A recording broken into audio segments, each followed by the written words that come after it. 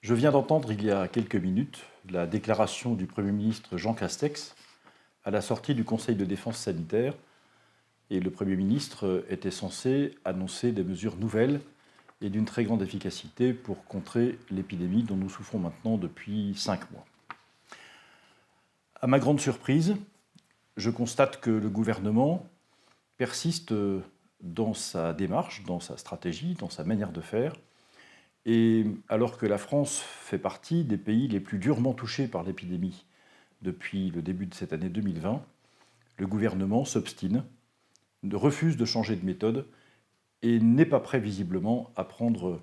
les dispositions qui pourraient nous permettre de nous porter mieux. En effet, je constate avec une certaine forme d'inquiétude que ce n'est pas seulement notre économie qui est très impactée par cette crise sanitaire, mais c'est notre vie sociale tout entière.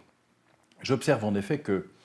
ce combat contre l'épidémie que le Premier ministre et le Président de la République nous demandent de conduire, chacun à notre mesure, et jusque-là je comprends, a des conséquences d'abord sur la réduction de nos libertés fondamentales. On entend que les rassemblements sont toujours interdits, on nous explique qu'il y a sur la table du fameux conseil scientifique une disposition qui viserait à limiter le nombre de personnes accueillies dans des réunions privées dans votre domicile, chez vous, chez moi. On entend que l'interdiction de se rassembler pourrait être prolongée au-delà du 31 octobre et jusqu'au 31 mars par une décision du Parlement. Et par miracle, le 31 mars, c'est une date qui se situe après les élections régionales et départementales qui sont prévues à l'année prochaine. Donc nous n'aurions pas la possibilité de mener campagne électorale comme il le faut. Et puis, il est difficile de ne pas voir que ces restrictions sanitaires ont un impact sur notre liberté de circuler, sans que, par ailleurs, la démonstration ait été faite sur le plan scientifique, ni de l'efficacité du port généralisé du masque, ni du confinement. Et donc cette incertitude ne rend pas légitime les dispositions qui sont prises pour diminuer nos libertés. À cette réduction des libertés fondamentales s'ajoute une destruction de la confiance. La confiance dans une démocratie comme la nôtre repose d'abord sur une communication qui ne soit pas anxiogène, qui ne soit pas contradictoire, qui ne soit pas absurde. Puis-je vous raconter cette anecdote d'un motard qui s'est fait contrôler dans un boulevard de Paris il y a quelques jours et qui a été verbalisé parce qu'il ne portait pas de masque sanitaire sous son casque, alors que le cycliste qui était à côté de lui à 1 mètre sur la même chaussée, lui, n'a pas été verbalisé. Vous comprenez bien que cette absence de rigueur scientifique, cette absence de transparence sur les conclusions,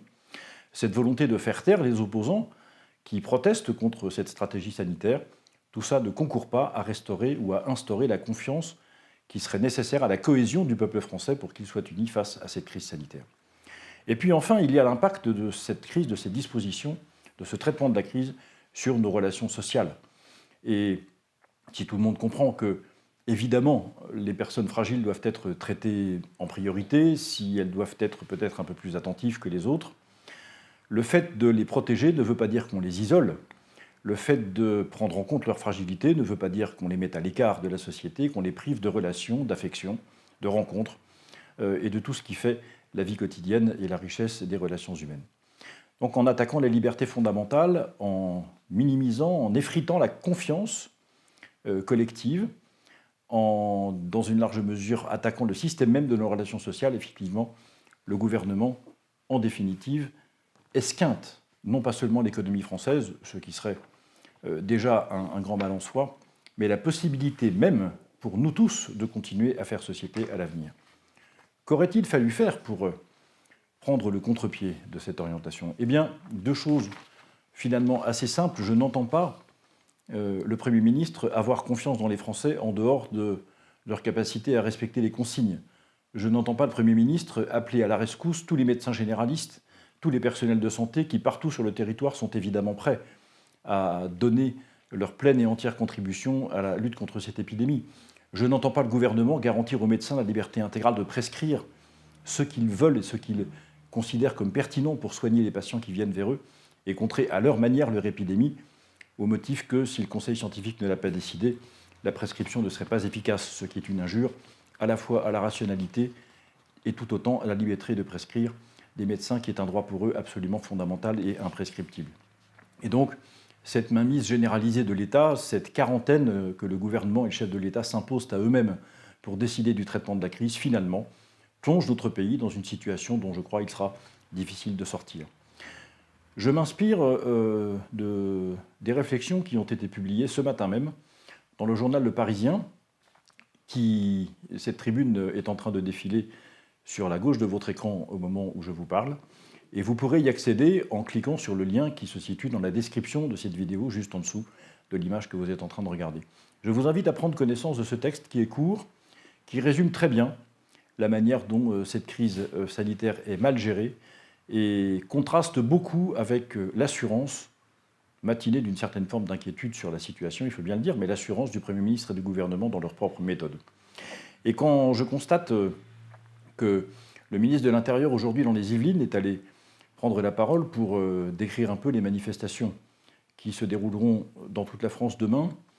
je vois qu'il y a une autre forme de déni qui me paraît être, pour conclure, la marque de ce gouvernement. Le ministre de l'Intérieur a réduit